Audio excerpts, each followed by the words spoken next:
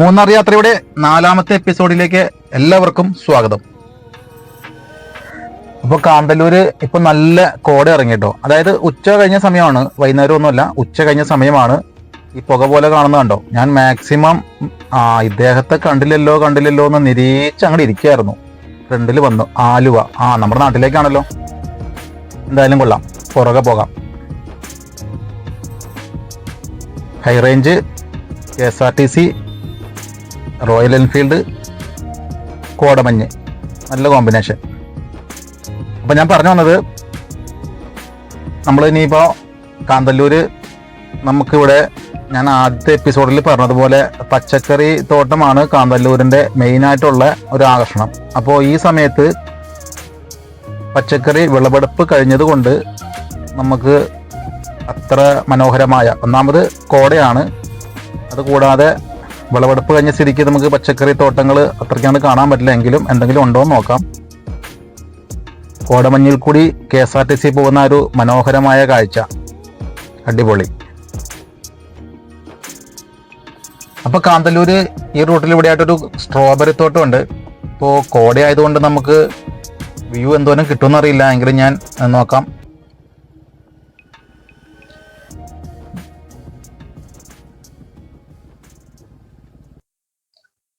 ഇതാണ് കേട്ടോ നമ്മുടെ നേരത്തെ പറഞ്ഞ സ്ട്രോബെറി തോട്ടം. അപ്പൊ വൈറ്റ് കളർ കാണുന്നതെല്ലാം സ്ട്രോബെറി ആണ്.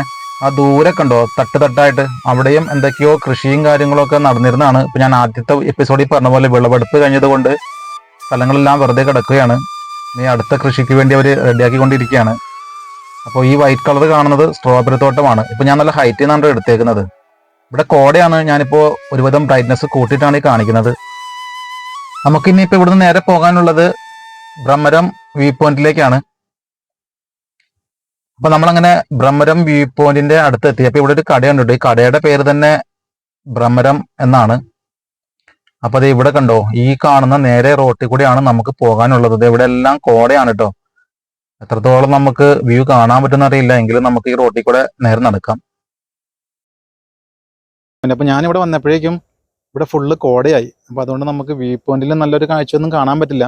അപ്പൊ ഞാൻ ഇവിടുത്തെ കോടയും കാര്യങ്ങളും കാണിച്ചു തരാം. ഇവിടെ സാധാരണ ഒരു വൈകിട്ട് ഒക്കെ ആ ഒരു സമയത്തൊക്കെയാണ് കോട ഇറങ്ങാറ്. ഇന്നിപ്പോൾ എന്താണെന്നറിയില്ല, ഉച്ച ആയപ്പോഴേക്കും കോട ഇറങ്ങി തുടങ്ങി. അപ്പോൾ അതുകൊണ്ട് നമുക്ക് ബ്രഹ്മരം വ്യൂ പോയിന്റിലെ കാഴ്ചകൾ ഒന്നും ശരിക്കും കാണാൻ പറ്റില്ലെന്ന് തോന്നുന്നു. ഞാൻ ഇവിടുത്തെ കോട കാണിച്ചു തരാം. ഇവിടെ കണ്ടോ, സെക്കൻഡ് വെച്ച് കോട കയറിക്കൊണ്ടിരിക്കുക. ഞാൻ വന്നതിനേക്കാളും കാഴ്ച ഇപ്പോൾ കുറഞ്ഞു ഒന്നും കൂടെ. ദൂരെയുള്ള മരങ്ങൾ കാണാൻ കഴിയുമായിരുന്നു, ഇപ്പം അവിടെ എല്ലാം കോടയായി. നല്ല തണുപ്പാണ് കേട്ടോ. ഫ്രിഡ്ജ് തുറന്നിട്ട് തല അതിൻ്റെ അകത്തേക്ക് ഇട്ടതുപോലെ ഉണ്ട്. അത്ര നല്ല തണുപ്പാണ്, നല്ല കോട. ഉച്ച കഴിഞ്ഞ സമയമുണ്ടോ, ഇത് ഒരുപാട് വൈകിട്ടൊന്നുമല്ല, ഉച്ച കഴിഞ്ഞ സമയമാണ്. ഇത് കണ്ടോ, നല്ല രീതിയിൽ കോട. അവിടെ നിന്ന് ഇങ്ങനെ കയറിക്കൊണ്ടിരിക്കുവാണ്. ദൂരെ നിന്ന് ഇങ്ങനെ അടുത്തേക്ക് ഇങ്ങനെ വന്നുകൊണ്ടിരിക്കുവാണ്.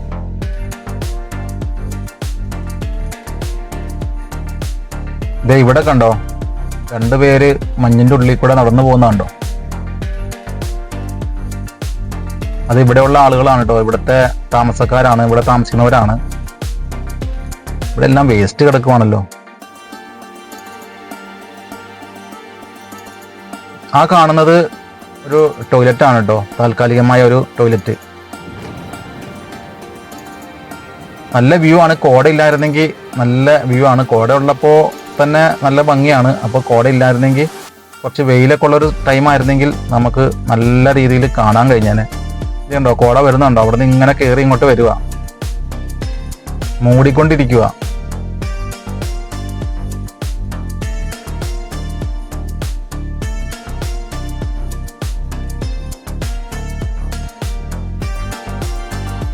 ഇങ്ങോട്ടുള്ള വഴിയൊക്കെ ഇത്തിരി മോശമാണ് കേട്ടോ. ഓഫ് റോഡ്, അതായത് ഓഫ് റോഡ് എന്ന് പറഞ്ഞു കഴിഞ്ഞാൽ 4 വീൽ ജീപ്പുകളാണ് കൂടുതൽ ഇങ്ങോട്ട് വരുന്നത്. ഇതുണ്ടോ, കോട വരുന്നുണ്ടോ.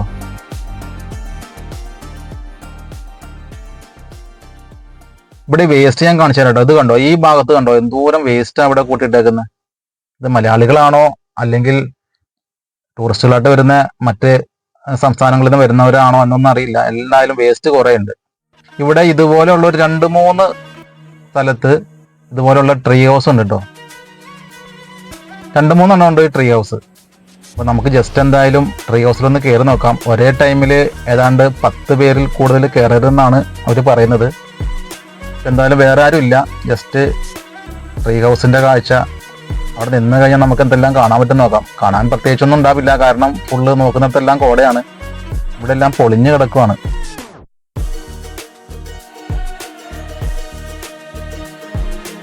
അത്യാവശ്യം ഇവിടെ നിന്നിരുന്നെങ്കിൽ, അതായത് കോട ഇല്ലാത്ത സമയത്തായിരുന്നെങ്കിൽ നമുക്ക് നല്ല വ്യൂ ഇവിടുന്ന് കിട്ടിയേനെ.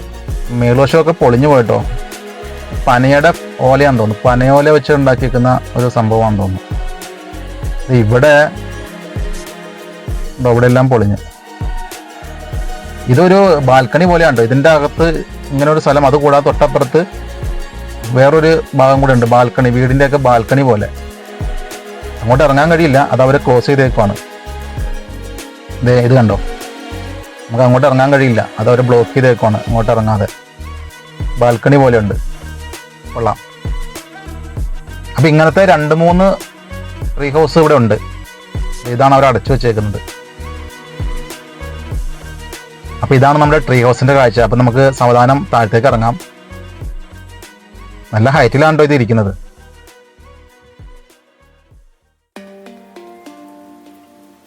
എന്തായാലും ഇവിടെ വരുന്ന ടൂറിസ്റ്റുകൾക്ക് ഭ്രമരം വ്യൂ പോയിന്റ് കൂടാതെ ഇതും നല്ലൊരു കാഴ്ച തന്നെയാണ്. ഇത് കണ്ടോ, കോട കണ്ടോ.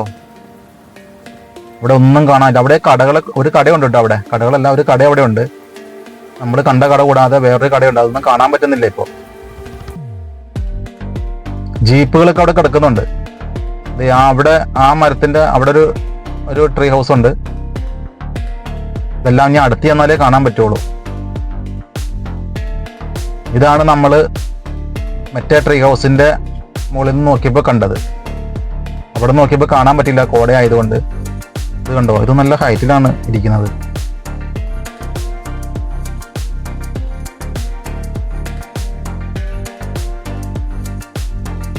ഇവിടെ ഒരു കടയുണ്ട് കേട്ടോ. ചായ, കാപ്പി അങ്ങനെയുള്ള സാധനങ്ങളൊക്കെ ഇവിടെ കിട്ടുന്നതാണ്, സ്നാക്സ്. അതുകൂടാതെ സഞ്ചാരികൾ വന്ന ജീപ്പുകളാണ് കിടക്കുന്നത്. അപ്പൊ നമ്മൾ ആദ്യത്തെ ട്രീ ഹൗസിന്റെ മുകളിൽ നോക്കിയപ്പോൾ ഞാൻ ഈ ഭാഗം കാണിച്ചിരുന്നു, പക്ഷെ അവിടെ നോക്കിയപ്പോൾ കോട ആയതുകൊണ്ട് നമുക്ക് കാണാൻ കഴിഞ്ഞില്ല ഇതൊന്നും. അപ്പൊ ഇതൊക്കെയാണ് നമ്മുടെ ഭ്രമരം വ്യൂ പോയിന്റിലെ ഇന്നത്തെ കാഴ്ച കേട്ടോ. നാളെ കോട ഇല്ലാത്തപ്പോൾ എങ്ങനെയാണെന്ന് എനിക്കറിയില്ല. ഇപ്പൊ ഞാൻ വന്നപ്പോൾ ഉള്ള കാഴ്ചകളാണിത്. അപ്പൊ ഞാൻ സാവധാനം ഇവിടുന്ന് ഇനി തിരിച്ച് നടക്കുകയാണ്. നമ്മൾ ഈ വഴി കൂടിയാണ് നടന്നു വന്നത്. ഇവിടെ ഫെൻസിങ് കെട്ടിയിട്ടുണ്ട് കേട്ടോ. ഒരു കാണാൻ നല്ല ഭംഗിയുള്ളൊരു മരമാണത്. അതാണ് ഞാൻ അങ്ങോട്ട് ക്യാമറ കാണിച്ചത്. അപ്പൊ ഞാൻ അങ്ങനെ നടന്നു വന്ന വഴിയിൽ കൂടെ വീണ്ടും തിരിച്ച് നടക്കുകയാണ്. അപ്പൊ ഇനിയിപ്പോ കോട ശക്തമായിട്ട് കൂടിക്കൊണ്ടിരിക്കുന്നത് കൊണ്ട് കാന്തല്ലൂരിന് മാത്രമല്ല മൂന്നാറിലെ മറ്റുള്ള ഒരു കാഴ്ചകളും ഇനിയിപ്പോ കാണാൻ കഴിയില്ല. കോട ശക്തമായിട്ട് വന്നുകൊണ്ടിരിക്കുകയാണ്. ഇത് കണ്ടോ. അപ്പൊ നമ്മുടെ മൂന്നാർ യാത്രയുടെ 4ാമത്തെ എപ്പിസോഡ് ഞാനിവിടെ ഇപ്പോൾ വൈൻഡ് അപ്പ് ചെയ്യുകയാണ്. വീഡിയോ ആദ്യമായി കാണുന്നവർ സബ്സ്ക്രൈബ് ചെയ്യാനും തൊട്ടുതാഴെയുള്ള ബെല്ലൈക്കൺ അമർത്തി ഓൾ എന്ന ഓപ്ഷൻ എനേബിൾ ചെയ്യാനും മറക്കാതിരിക്കുമല്ലോ. അപ്പോൾ നമ്മുടെ മൂന്നാർ യാത്രയുടെ 5ാമത്തെ എപ്പിസോഡുമായി ഞാൻ വീണ്ടും വരുന്നതാണ്.